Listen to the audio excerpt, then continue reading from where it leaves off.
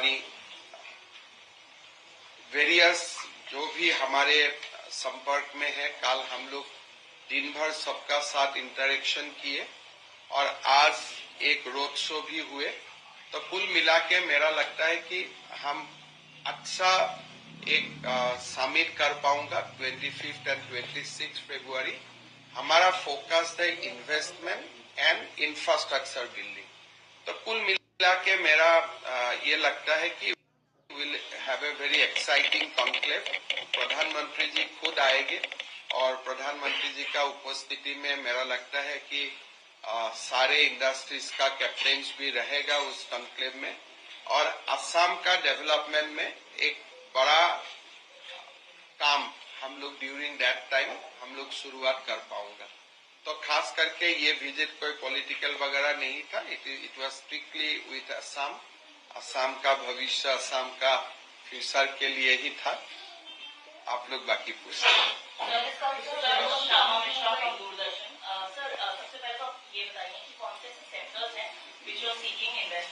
कितना अमाउंट है ये एंड एक स्पेशली क्योंकि नॉर्थ ईस्ट को देखा जाता है कि बहुत ग्रीन वाला एरिया है विदाउट हर्टिंग द एनवायरनमेंट, कैसे आपको इंफ्रास्ट्रक्चर डेवलप? देखिए, दो तीन बातें हैं कि हम असम पहले से ही we have a very solid hydrocarbon industry. We have 5 refinery and अभी भी इतना साल का बाद भी जो हमारे देश का क्रूड है 85% come from Assam onshore production. Then हमारे जो गैस है ऑनशोर गैस का अभी भी हम 50% कंट्रीब्यूट करता हूँ। टूरिज्म के लिए we have very good national parks, Kaziranga, Manas, all are UNESCO heritage. So tourism, hydrocarbon हम पहले से ही उसमें काफी स्ट्रांग रहा, लेकिन एक नया एरिया खोले, ये एरिया है सेमीकंडक्टर का साथ, जो फ्यूचर इंडस्ट्रीज है, टेक्नोलॉजी एंड इलेक्ट्रॉनिक्स। इसमें हमने काफी काम किया हूं। जब असेंबली यूनिट अभी होगा, उनका जो प्रोडक्शन सेइंग का जो तमाम सारे कंपोनेंट्स हो, वो भी असम में ही प्रोड्यूस हो। तो इसके लिए हम सेमीकंडक्टर एंड इनका जो पूरा इकोसिस्टम है, इसको हम लोग टारगेट कर रहा हूं। फोर्थ, एक नया एरिया हमारा सामने आया है, जैसे if you concentrate on India's landscape, highest army और हाईएस्ट डिफेंस पर्सनल जो कंसेंट्रेट होता है, एक कश्मीर फ्रंट में, एक नॉर्थ ईस्ट फ्रंट में। सारे जो इक्विपमेंट होता है वो इंडियन आर्मी का maximum equipments are being deployed in north east India. तो उनका जो रिपेयर वगैरह के लिए it has to come to the ordnance factory in the mainland. So defence production में डिफेंस का जो इक्विपमेंट्स रिपेयरिंग हो, प्रोडक्शन हो, Assam can be a very very natural hub for that.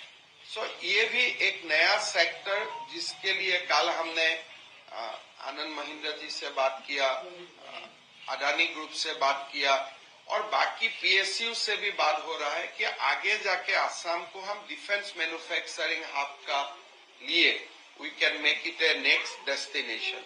So tourism हो, हाइड्रोकार्बन हो, सेमीकंडक्टर इकोसिस्टम हो या defence production हो, those are the key area which I am trying to promote. Assam की बात आती है, कई चैलेंजेस में से एक है जो इलीगल बांग्लादेशीज का राज्य में आना। ये चैलेंज को किस तरह से देखते हैं? अभी कोई आने का, अभी असम में कोई इलीगल बांग्लादेशी आने का हिम्मत ही नहीं करते, लेकिन जाने का प्रबंधन करना है, भेजने का, वहां पास भेजने का सोचना है, लेकिन आने का बहुत ज्यादा हिम्मत नहीं करते।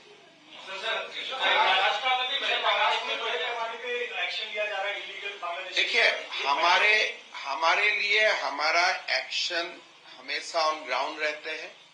कहीं से कहीं हम एक्शन लेता हूं और हम किसी को पकड़ता नहीं हूं, तुरंत पुशबैक कर देता हूं और ऑन ए डेली बेसिस हम ये काम राष्ट्र के लिए करते ही रहता हूं।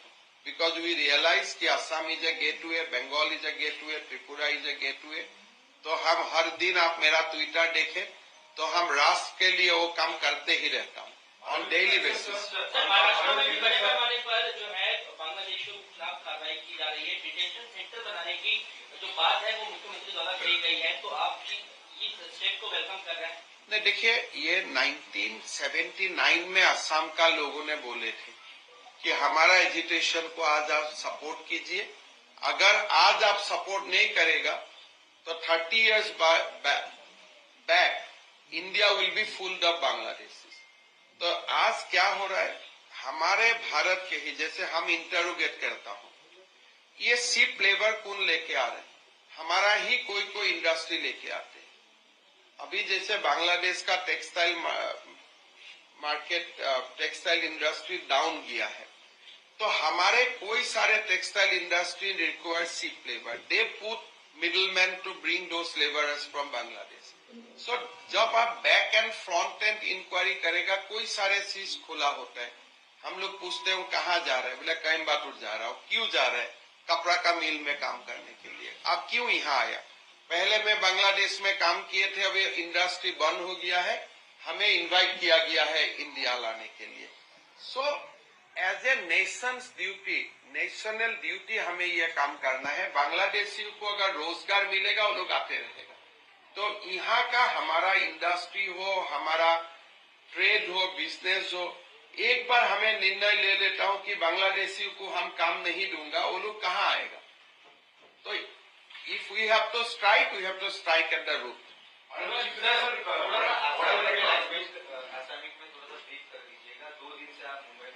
वो मैं लास्ट में कर दूँ।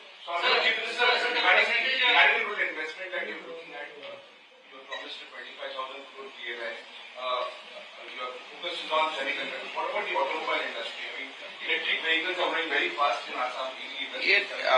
Out of 25,000 crores, what percentage should you allocate? You see, that's a basket. Assam has constituted a PLI for 25,000 crore, and it's a fast come fast basis. Of course, EV, electric buses, battery, these are our priority. So कल जो मैंने बात किया हूँ, this is also a new area. Even solar का जो तमाम सारे component को manufacture करना है. So we have our thematic policy. But this 25,000 crore PLI is a basket. You come fast and excessive. हम देखिए, अभी our focus is both infrastructure and investment. मेरा लगता है कि दोनों मिला के एक अच्छा होगा, बट कितना होगा, क्या होगा, अभी तो मैं नहीं, मेरा कोई टारगेट नहीं है। मेरा तो टारगेट क्या है, ये दिल मांगे मोर। तो जो भी आए, आप लोग थोड़ा असम को पॉपुलराइज कीजिए, जो लोग आए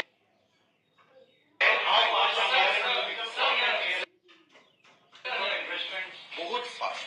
हम तो इंडस्ट्री का साथ बात करता हूँ, असम का क्लियरेंस ही नहीं है, भारत सरकार का क्लियरेंस भी जल्दी आ जाए, इसके लिए हम लोग मिल के काम करता हूँ। Sir, you talk about renewable energy. Can you talk about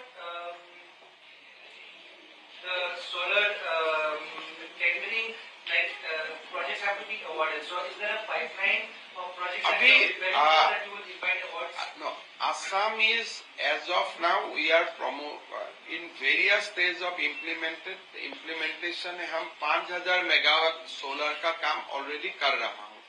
उसमें 1,000 सोलर मेगावाट एडीबी से फंडेड है, और बाकी 4,000 मेगावाट हम लोग प्राइवेट एंड सरकार का ओर से कर रहा हूँ। So that will be tendering. No, these are the things we give on fast come fast basis, because अभी टेंडर करने का इशू नहीं है, हमारा पास जो भी लैंड है हम तुरंत कर रहा हूँ। We are coming out with a new innovative policy. Assam में एक बहुत बड़ा लैंडस्केप टी गार्डन का हाथ में है।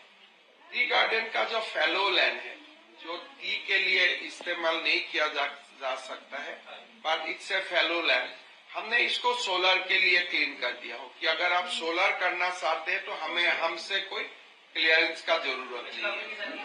All that, because tea gardens to across we have 800 tea gardens. Which companies have evinced interest in this proposal? No, बहुत सारे लोग आ रहे हैं. कल टाटा ने भी बोला मैंने 500 पावर का लगाना है.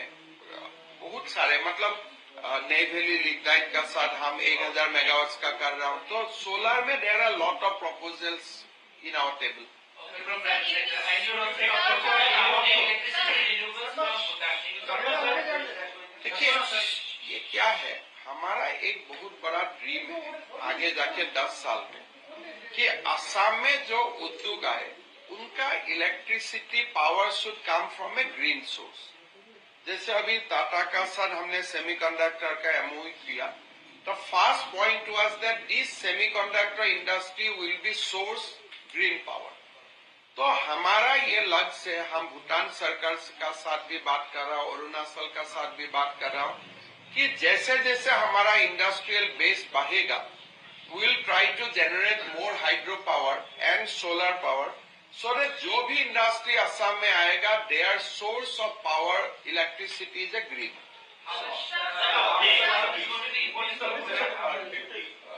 During your meetings with the industries over the last 2 days, did you actually discuss this issue about hiring illegal migrants? देखिए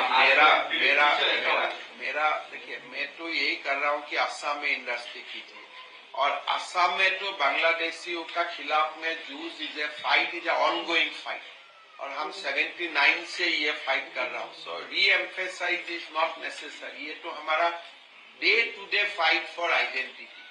Also, sir, you have expressed concerns over the entire dam building upward in China. What can be the ramifications of it from an investment perspective? Because investments are from a longer term. देखिए ये not only on investment. अगर China में वो dam बने तो जो हमारे entire eco है, जो पूरा इकोसिस्टम है, because our ecosystem lives on Brahmaputra. अगर वो डैम बने तो ब्रह्मपुत्र में water will be reduce by 60%. So you can, and the entire our ecosystem, civilization, everything is surrounding river Brahmaputra. So that Chinese dam हमने assess नहीं किया कितना impact होगा क्या होगा because it is a new thing. जो एक sociological impact study करना है that has not been done because हमारा पास बहुत details नहीं है वो डैम का. But initial जो report है it will be a very very disastrous और बहुत ही डिवास्टेटिंग होगा for the entire north eastern region.